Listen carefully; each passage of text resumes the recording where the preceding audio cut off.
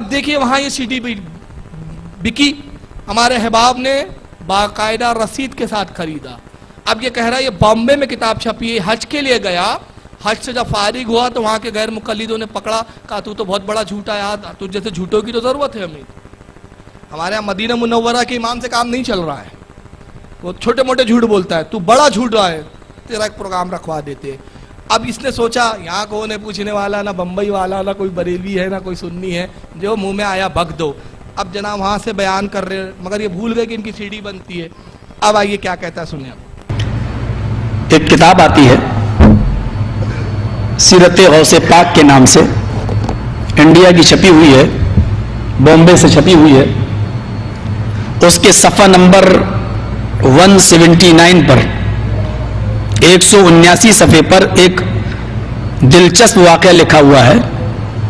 اس سے آپ یہ دیکھیے کہ اللہ کا مقام کیا ہے اور غوث پاک کا مقام کیا ہے، اس کو آپ اندازہ لگا سکتے ہیں اس واقعے کو سن کر.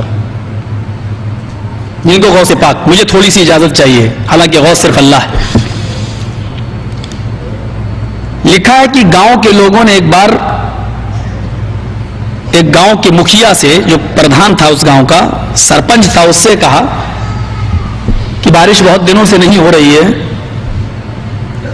اور تم گاؤں کے مکھیا بنے بیٹھے ہو. تو گاؤں کا مکھیا بولتا ہے کہ چندہ کرو، پیسہ اکٹھا کرو، میں اللہ کے پاس جاتا ہوں اور اس سے بات کر کے آتا ہوں. صفحہ نمبر 179 یاد رکھیے گا. سیرت غوث پاک حاجی علی کی درگاہ پہ مل جائے گی، تھوک کے بھاؤ بکتی ہے کتاب، قیمت بھی بہت زیادہ نہیں ہے، صرف 75 روپے انڈین کرنسی. لکھا ہے کہ گاؤں کا مکھیا لوگوں سے چندہ کر کے کہیں غائب ہو گیا. اللہ کے پاس کیا جائے گا وہ؟ سوچا 8-10 دن میں بارش ہو جائے گی تو لوٹ کے آ جاؤں گا، لیکن 8-10 دن تک بارش نہیں ہوئی.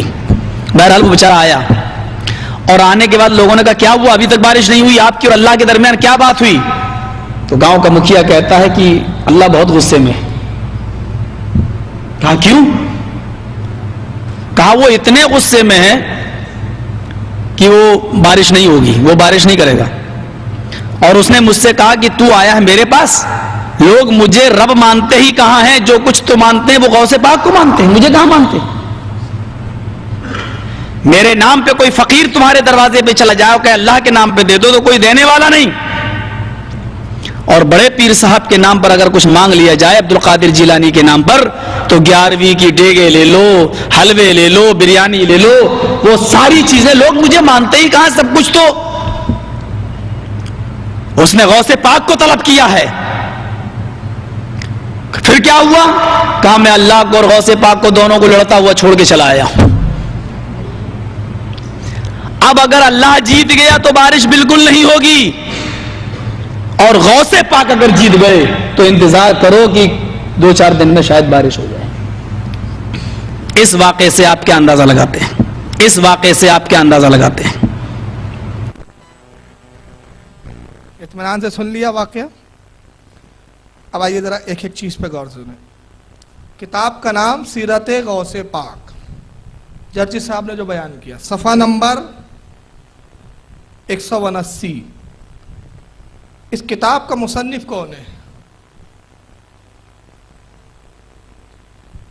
4 سے 5 بار کتاب کا نام لیا اس نے. سیرت غوث پاک، سیرت غوث پاک، بمبئی سے چھپی ہے، حاجی علی پہ ملتی ہے، تھوک کے بھاؤ ملتی ہے،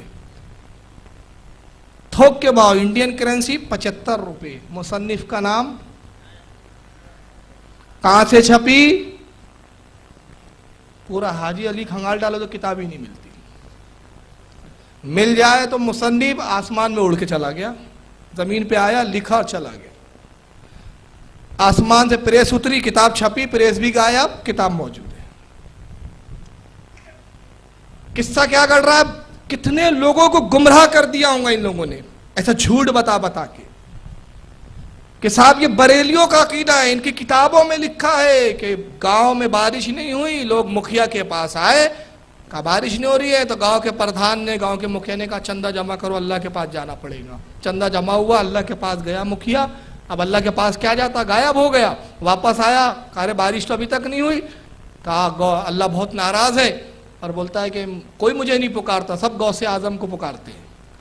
غوث اعظم کو اس نے بلایا ہے، غوث اعظم اور اللہ میں جھگڑا چل رہا ہے، فائٹنگ چل رہی ہے، معاذ اللہ۔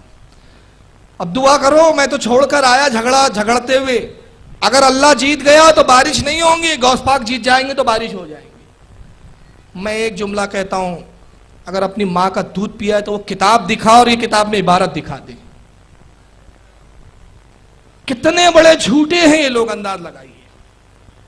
مصنف کا نام غائب، کتاب کی پریس کا نام غائب، اور یہ حرم میں بیٹھ کر جھوٹ بول رہا ہے، حرم میں۔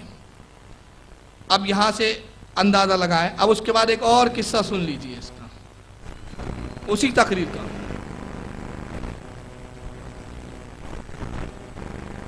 اور اسی کے 2 صفحہ الٹنے کے بعد، صرف 2 صفحہ 181 صفحے پر دیکھیں، ابھی بھی مصنف کا نام آخری تک نہیں بتایا اس نے، بس صفحہ ہی بتا رہا ہے وہ، جبکہ سب سے اہم کتاب کا مصنف ہوتا ہے، رائٹر، کہ بھئی لکھا کس نے، کون ہے۔ اب دیکھیے یہاں پہ سنیے، اسی کے 2 صفحہ الٹنے کے بعد صرف 2 صفحہ 181 صفحے پر دیکھیں گے، لکھا ہوا ہے غوث اعظم دستگیر۔ اب دستگیر کا معنی دیکھیے کیا لکھا ہوا ہے۔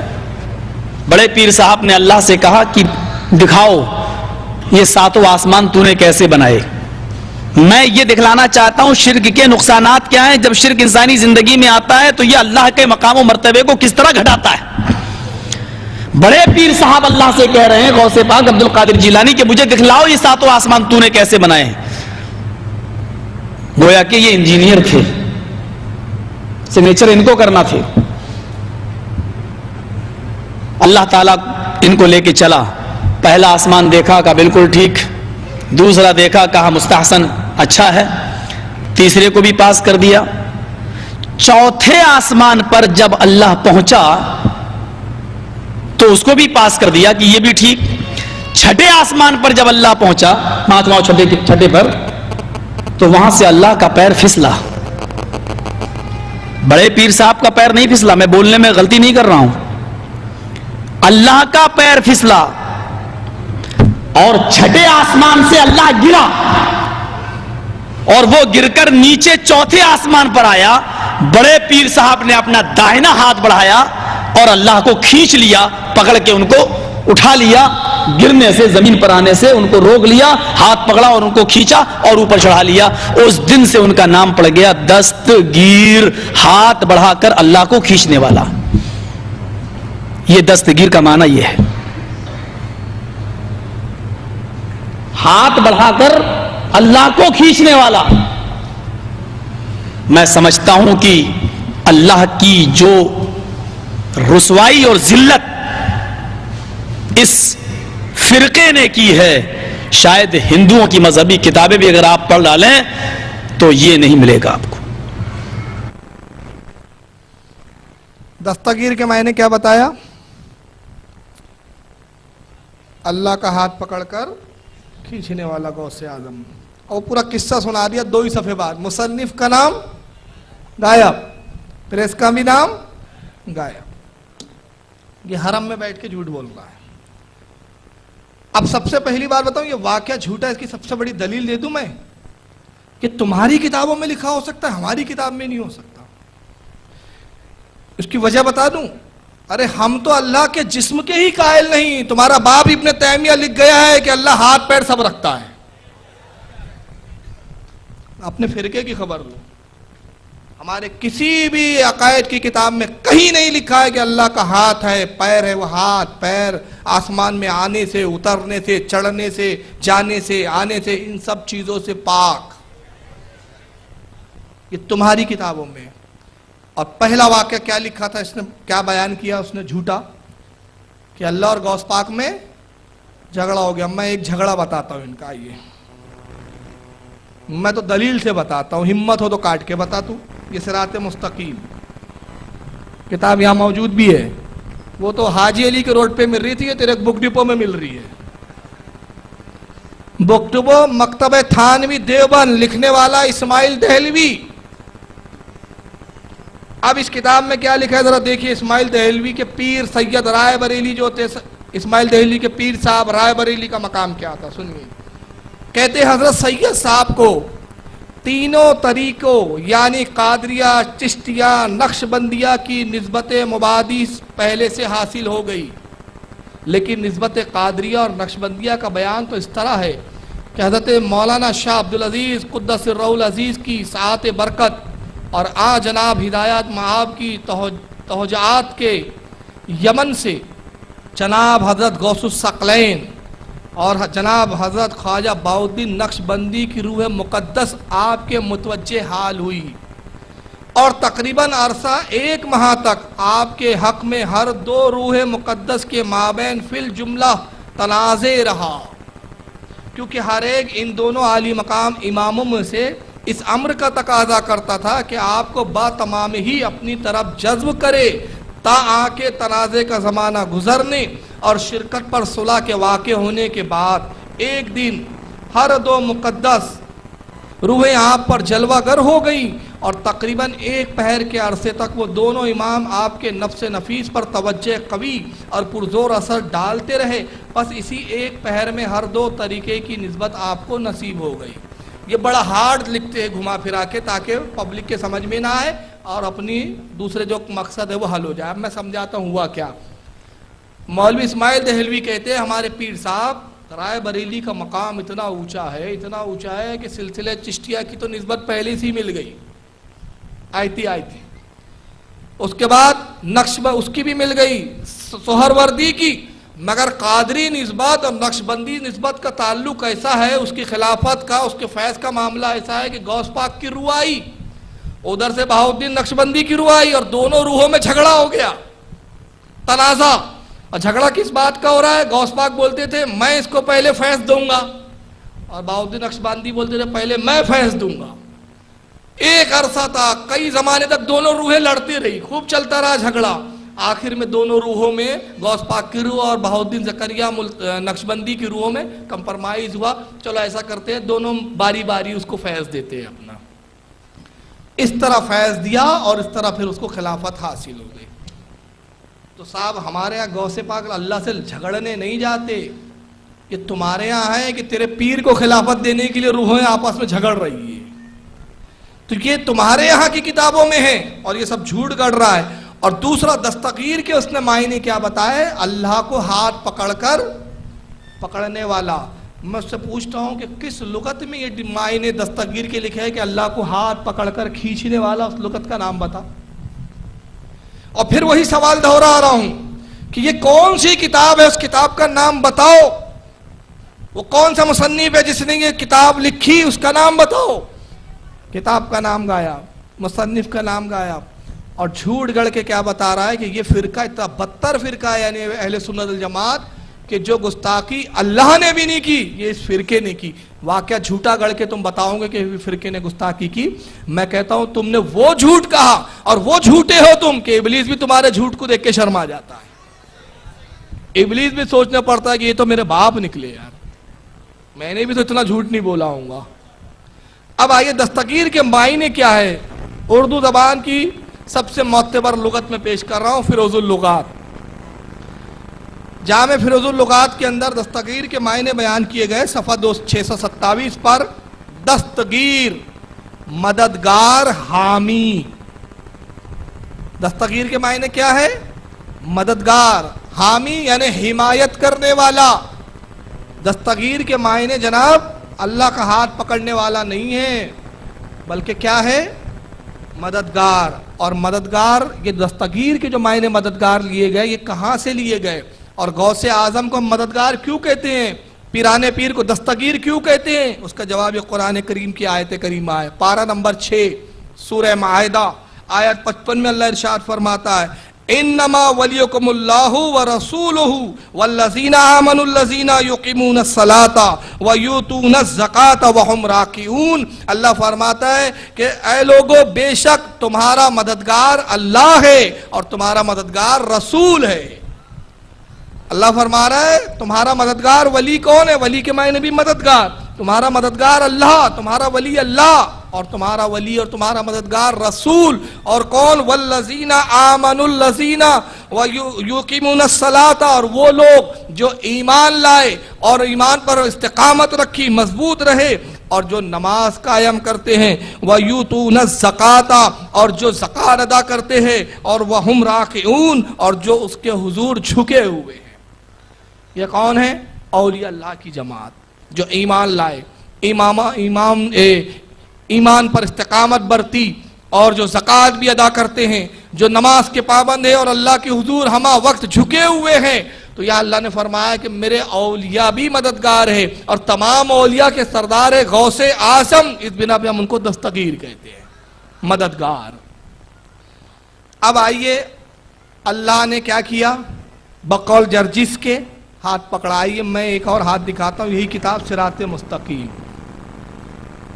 اس میں مولوی اسماعیل دہلوی ان کے سید رائے بریلی اپنے پیر کے بارے میں کیا لکھتے، ذرا سن لیں. یہاں پر صفحہ نمبر 307 کہتے ہیں کہ آپ نے، یعنی سید رائے بریلی نے، جناب رسالت معاف صلاۃ اللہ و سلامہ علیہ کو خواب میں دیکھا، اور جناب صلی اللہ علیہ وآلہ وسلم نے 3 عدد چھوارے اپنے ہاتھ مبارک سے آپ کو کھلائے. سید رائے بریلی نے، اسماعیل دہلوی کے پیر نے رسول اللہ کو خواب میں دیکھا، سرکار خواب میں آئے اور 3 چھوارے 3 کھجوریں اس کے منہ میں رکھی.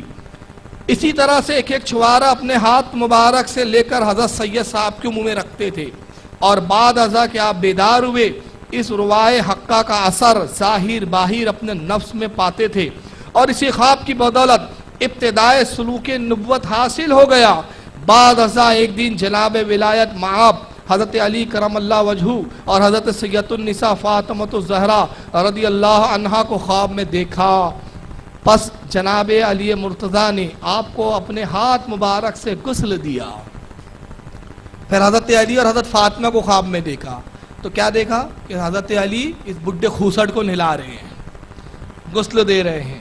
پس جناب حضرت علی نے آپ کو اپنے ہاتھ مبارک سے غسل دیا، اور آپ کے بدن کی خوب اچھی طرح سے شست و شو کی، یعنی گو پاخانہ پیشاب سب آپ کا صاف کروایا. معاذ اللہ استغفر اللہ. شست و شو کرنا بولتے ہیں یعنی سب ناپاکی وغیرہ کو دور کرنا. جس طرح والدین اپنے بیٹوں کو نہلاتے ہیں اور شست و شو کرتے ہیں، اور جناب فاطمۃ الزہرا رضی اللہ عنہا نے نہایتی عمدہ اور قیمتی لباس اپنے ہاتھ مبارک سے آپ کو پہنایا.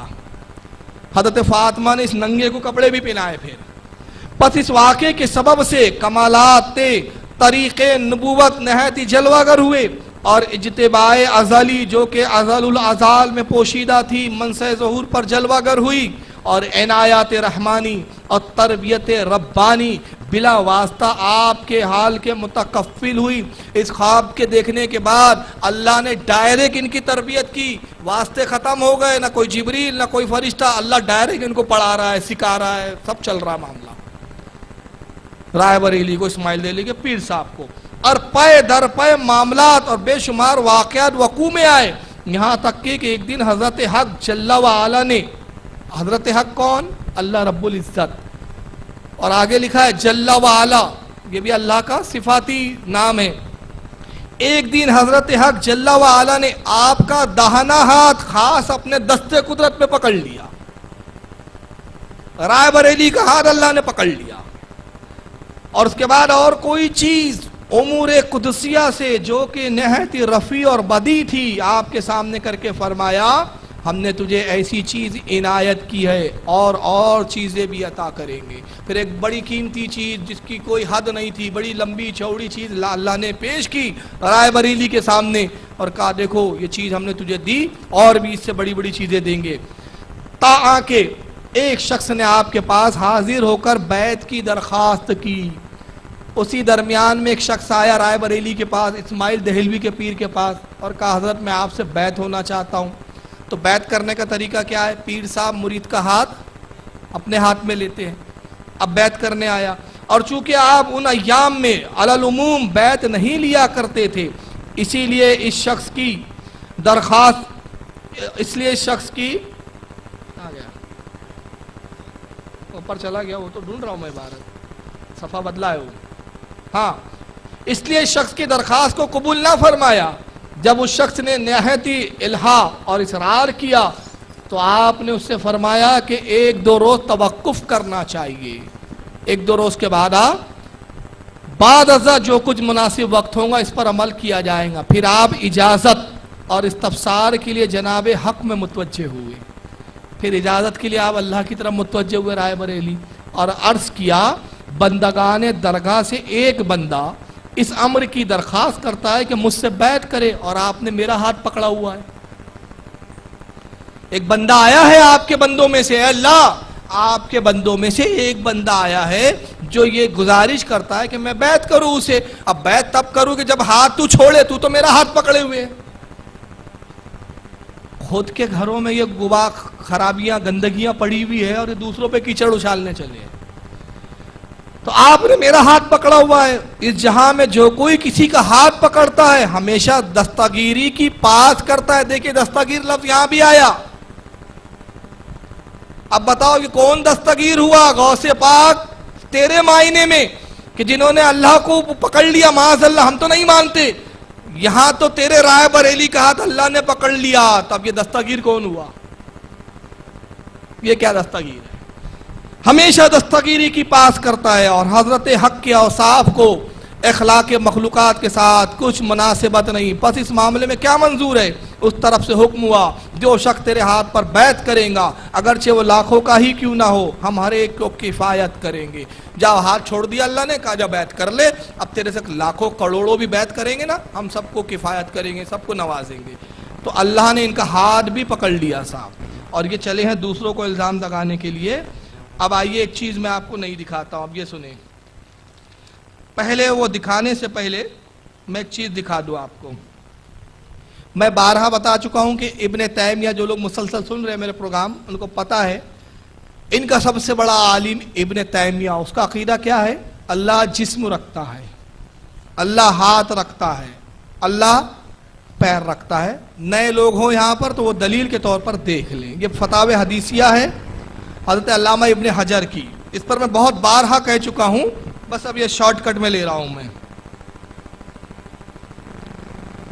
فتاوی حدیثیہ علامہ ابن حجر الحیتمی المکی رحمۃ اللہ علیہ کی اس کتاب کا صفحہ 116, اس پہ لکھتے ابن تیمیہ کا عقیدہ وَقَوْلُهُ بِالْجِسْمَاتٍ وَالْجَهَةٍ وَالْانْتِقَالُ وَأَنَّهُ بِقَدْرِ الْعَرْشِ لَا أَصْغَرُ وَلَا أَكْبَرُ. وہ کہتے ہیں ابن تیمیہ کا یہ قول ہے, ابن تیمیہ کا یہ عقیدہ ہے کہ وہ کہتا ہے اللہ جسم رکھتا ہے, اللہ کے لیے جگہیں ہیں, جہت ہے, سمتیں ہیں, اور اللہ جگہوں کو تبدیل کرتا ہے, کبھی یہاں کبھی وہاں کبھی وہاں. وہ اللہ عرش کے برابر ہے, نہ عرش سے چھوٹا ہے نہ عرش سے بڑا ہے. یہ عبارت میں کئی بار دکھا چکا ہوں. تو ان کا عقیدہ یہ ہے کہ اللہ جسم رکھتا ہے, اللہ عرش پر بیٹھا ہے, اللہ کا چہرہ بھی ہے, اللہ کے ہاتھ بھی ہے, اللہ کے پیر بھی ہے. اور اس کے بعد وہ ہمیں کیا کہہ رہے ہیں کہ ہمارا عقیدہ ہندوؤں سے بدتر ہے. اب ہندوؤں سے ہمارا عقیدہ بدتر ہے کہ ان غیر مقلدین کا عقیدہ بدتر ہے؟ آپ خود سن لیں. میں سمجھتا ہوں کہ اللہ کی جو رسوائی اور ذلت اس فرقے نے کی ہے, شاید ہندوؤں کی مذہبی کتابیں بھی اگر آپ پڑھ ڈالیں تو یہ نہیں ملے گا آپ کو. میں نے ریپیٹ پھر کروا دیا. جرجس کہہ رہا ہے کہ اللہ کی جو رسوائی اس فرقے نے کی ہے اہل سنت نے, ہندوؤں کی کتابیں بھی آپ پڑھ ڈالے تو یہ رسوائی انہوں نے نہیں کی ہوں گی. اب آئیے